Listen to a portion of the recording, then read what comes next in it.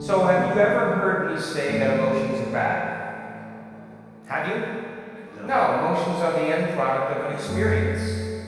So then, do I react in my life? Yeah, I do. But the question is, how long are you going to react? That's the real question. Because if you keep that emotional reaction going on for an extended period of time, sooner or later it will become your identity. And then people say, why are you so bitter? Why are you so frustrated? Why are you suffering so much? Your brain, in that emotion, you're in the emotion, which means you're in the chemical residue of the past, is going to call up the event because you're emotionally connected to it. And you're going to say, I'm this way because of that past experience.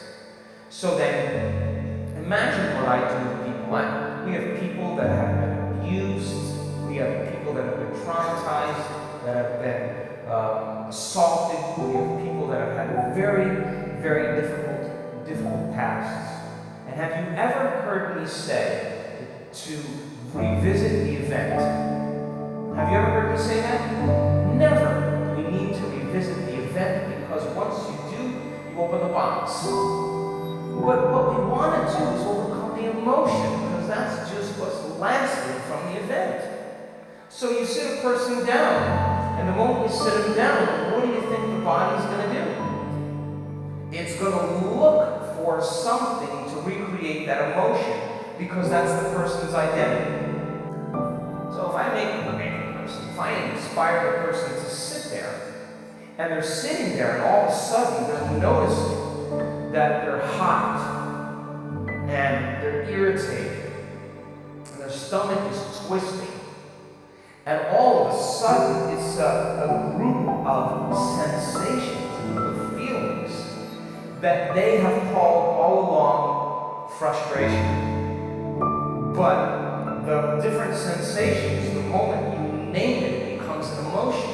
But what it is just bodily sensations. It's energy that's stuck in the body. So the body is looking to go back to the past. It's believing it's in the past. So if a person becomes aware that their body is doing that, and like training an animal, allow the body to feel that emotion and then settle it down into the present moment. When you settle it down into the present moment, the body starts to trust the present moment and move out of the past. And there's a release of energy. Then the body goes, wait a second, what's going to happen in the next moment? And it starts doing that. And it starts to try and anticipate the future. And you settle the body back down into the present moment. And every time you do that, you're telling the body it's no longer the mind. That you're the mind, and your will is getting greater than the program. And all of a sudden, you start to lower the volume into that emotion. And when you begin to break the addiction to that emotion, the side effect of breaking that addiction is called joy. It's called freedom. All of a sudden, the body is saying, I don't want to be tormented anymore. Now, does that mean you shouldn't grieve over things that you lose? Grieving is a biological process. It's neural pruning.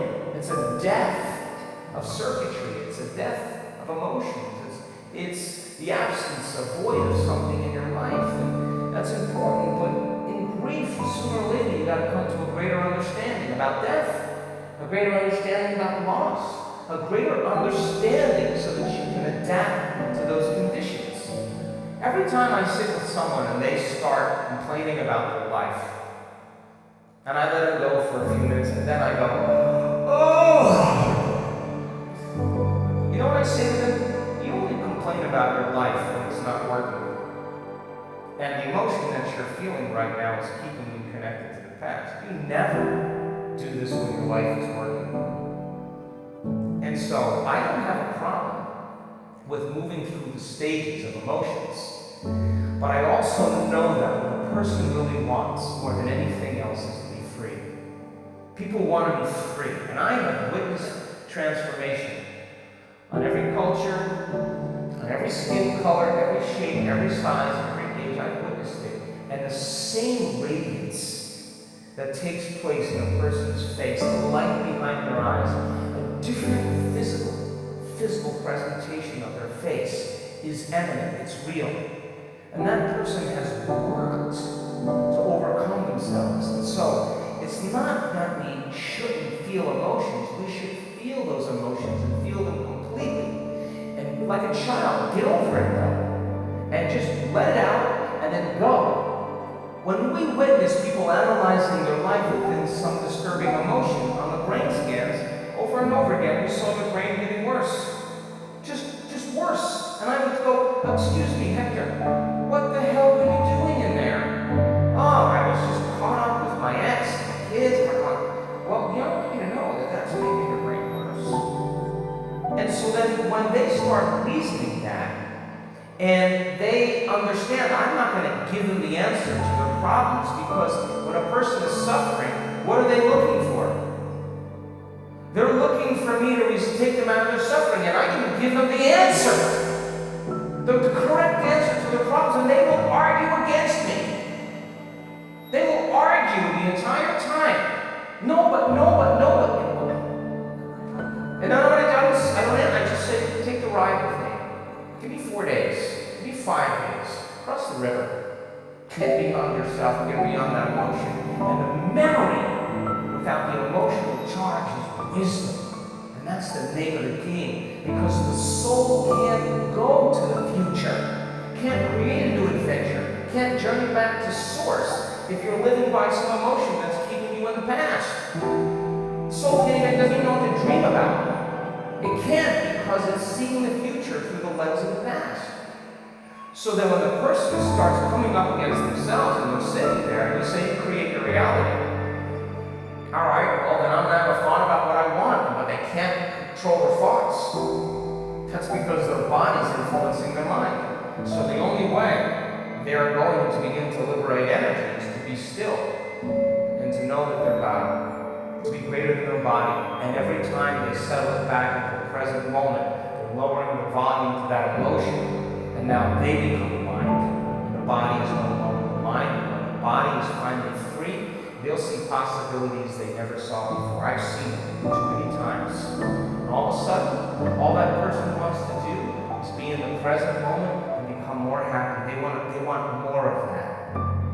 But living in guilt, grief, or shame, or unworthiness, I had someone tell me they lost a loved one the other day. And I said, well, okay, how long have you been grieving? Oh, about a year. Really? Okay, well, suppose it was you that left and you were looking at the person you loved looking around for a year. What would you say to them after a year if you truly loved them? Get over it and have a happy life. I'm doing great. You should make yourself happy. You really love me? Live a happy life. That would be the greatest testament of love for each other. Because if you're suffering, then you're making this hard on me. And so then we always have to update our versions about reality, because it's the only way that we adapt. Don't believe everything you've read or heard. It just may not be the truth. There's always a greater truth that you and I can begin to investigate. Surely someone in eternity has had similar problems as you and I and have gotten beyond it. Yes or no? So study that person. You want to be wealthy? Study wealthy people. Don't just have some panacea that you're just going to get wealthy. Read about wealthy people and find out that they lost everything and failed miserably 20, 50 times. But what they had is a characteristic, a quality of their personality, is they were persistent. And they kept changing, and they kept forgiving, and letting go of the past, and kept going. And sooner or later, they ran into it, and when they had all the money they wanted, it was never about the money. It was just about that they could prove to themselves that they could do it. And you and I are no different than that. But if you can't create a future because of some emotion that keeps you in the past, you're going to have to square off with that emotion. When you sit down and your body has all those physical sensations, and it's getting vigilant, and it wants to get up, and it wants to move, and you're just going, wow. And you're settling it down and you're working with it, you've got to agree with me that something greater in you is climbing out of that body. Something greater in you is awakening.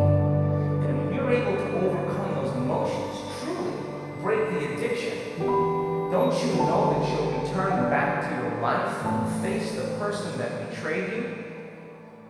And you will see a part of yourself that you used to be that you no longer are, and you're not going to have anything else but love for them. And fact, you're going to have compassion for them because you're going to realize how stuck they are and you're liberated and free. True forgiveness is when you take your attention off somebody because you've overcome the emotion, and that gives them permission to show up differently in your life because you freed yourself and you freed them. And all of a sudden, reality begins to unfold in mysterious ways. And that person shows up and says, "Forgive me. I was so wrong." And you're over it already. And you're just like, "Go on, man. I'm in a new life. I would have never been in this new life if you didn't betray me. Thank you."